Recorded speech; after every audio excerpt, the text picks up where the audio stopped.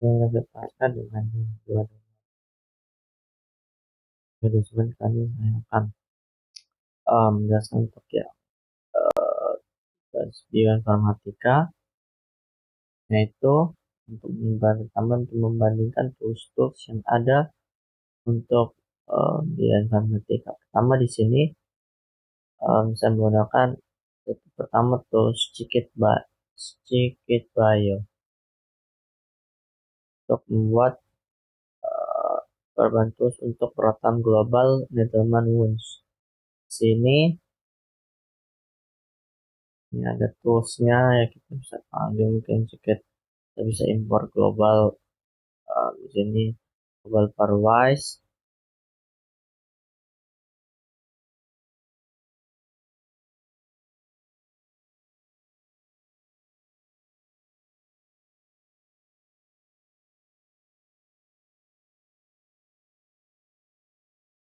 ini bisa skornya bisa 1 dan kemudian juga kita bisa dapat Needleman Wunsch begini seperti ini, dan hasilnya itu di penjelasan adalah DNA Scikit-Dio menggunakan objek sequence spesifik yang membedakan tipe dari sequence yang memastikan operasi yang benar, misalnya hanya bahasa nukleotider yang valid DNA atau RNA, global pairwise align nukleotider dan global pairwise align protein. Fungsi juga secara otomatis memilih matriks skor default tipe NU C44 untuk nukleotider, sum 50 untuk protein jika tidak, atau secara spesifik Give open penalty dan give penalty parameter tegap. Outputnya ada sebagai objek tabular MSH untuk alignment, score, dan tuple menuju sistem. Kedua sequence ini biasanya kita akan lalu dilanjut dengan perataan lokal itu pakai sedikit bio. Kami pilih sini skornya sama lokal di alignment lokal itu lokal terus mencari segmen. Ini menunjukkan 0 sampai dan pada masing-masing. Ini sangat penting untuk memahami di mana perataan waktu terjadi. Scikit adalah pilihan yang sangat baik jika Anda bekerja di spesies ilmiah Python, NumPy, Pandas, karena seringkali terintegrasi dengan baik dengan struktur data tersebut. Ini memberikan fungsionalitas perataan yang kuat dan fleksibel. Kita akan gunakan untuk kedua, yaitu bandingkan dengan BioPython. Kita harus menginstal BioPython dulu. Sekarang saya sudah menginstal, jadi tidak ada proses yang panjang, hanya tinggal jalankan saja. Ini menggunakan BioPython align dan seperti ini skor. Itu panjang ya, bisa score, ada score, penalty, dapat juga gap, ada fitur-fitur yang ada di sini, implement, juga mencetak setiap objek perataan dan objek perataan memiliki representasi string yang visualisasi. Lalu untuk perataan lokal yaitu ini, dan juga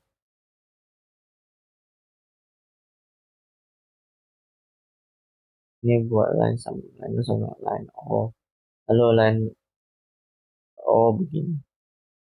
Akan membuat satu variabel baru tapi menggunakan akses yang dari import dari line dalam membuat untuk yang perataan local smith ini. Buat ini hasilnya sesuai ya, 58 berapa itu contoh-contoh. Ini menunjukkan bahwa Python untuk kasus basis data yang sangat besar, misalnya mencari sequence di seluruh GenBank. Mungkin Anda perlu memanggil tools eksternal seperti NCBI Blast dari Python untuk kemudian mengurai hasilnya menggunakan BioSearch.io atau BioBlast application. Namun untuk perataan biosequence Python sangat cocok. Lalu ini ada perbedaannya kalau fitur dari tool yang Python itu umum sebagai tugas bioinformatika. Ada juga algoritmanya Wunsch dan Smith-Waterman. Dan juga skala data baik sequence tunggal atau kecil parsing sangat besar. Kinerja cukup baik Kompleksitas juga penggunaan menengah dan juga contoh penggunaan berurutan dua sekuens harsing hasil dari BLAS. Sedangkan Cikit Lebio itu verifikasi dibangun di atas CPI. Dan menu sama, algoritma sama, skala datanya baik untuk sekuens tunggal atau kecil. Kinerja juga di perbedaannya itu baik dioptimalkan dengan non kompleksitas itu termasuk menengah. Contoh penggunanya itu rataan sekuens dan analisis filogenetik. Untuk satu yaitu um, itu adalah pencarian kesamaan basis data untuk pencarian basis data biologis. Sama basis satu lagi adalah fundamental dalam bioinformatika ini melibatkan kemiripan antara sekuens biologis DNA, RNA, dan atau protein yang ada dalam basis data dengan sekuens query yang diberikan. Kebutuhan unik dari pencarian basis data biologis meliputi skala data yang sangat besar, basis data biologis seperti GenBank, UniProt, dan PDB mengandung jutaan hingga miliaran sekuens dan harus efisien meskipun volume sangat besar. Sifat sekuens biologis memiliki abjad terdiri 4 bahasa nitrogen untuk DNA atau RNA dan 20 asam amino untuk protein. Kesamaan serangkaian tidak mutlak karena adanya mutasi deleterisin atau selama evolusi. Signifikasi biologis tujuan utama pencarian bukan hanya menemukan kemiripan tapi juga kemiripan makna biologis seperti homologi, kesamaan karena menemukan yang sama atau serupa. Um, Algoritma perataan juga seperti yang disebutkan dalam slide Anda, algoritma perataan sangat penting.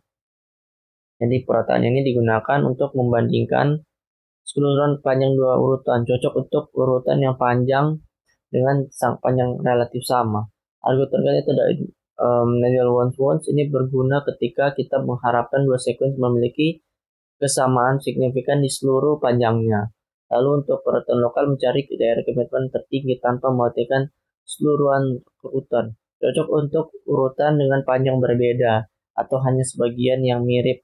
Algoritma terkenal itu Smith-Waterman. Ini sangat berguna untuk menemukan motif atau domain konservasi yang kecil di dalam sekuens yang lebih besar ketika hanya sebagian kecil dari dua sekuens yang diharapkan mirip, misalnya status aktif enzim.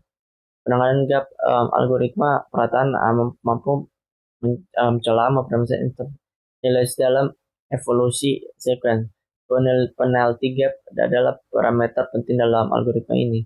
Catatan dan sensitivitas. Ada kebutuhan menyeimbangkan antara kecepatan pencarian dan kemampuan untuk mendeteksi kemiripan yang sama. Algoritma heuristik seperti BLAS dan fase banyak digunakan karena kecepatan mereka, meskipun mereka mengeluarkan sedikit sensitivitas dibanding algoritma perataan yang lebih ketat seperti Smith-Waterman.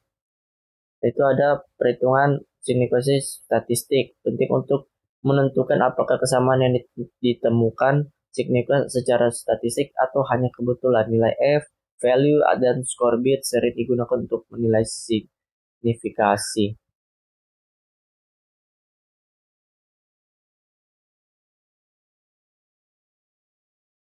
Ini ada skornya.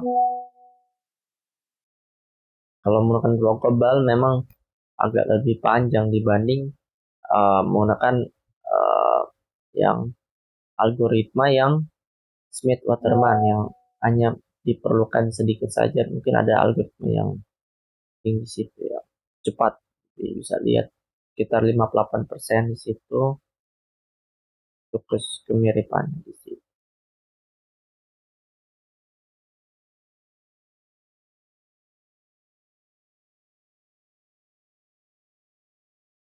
Oke, sekian dari saya dari ini untuk informatika. Terima kasih.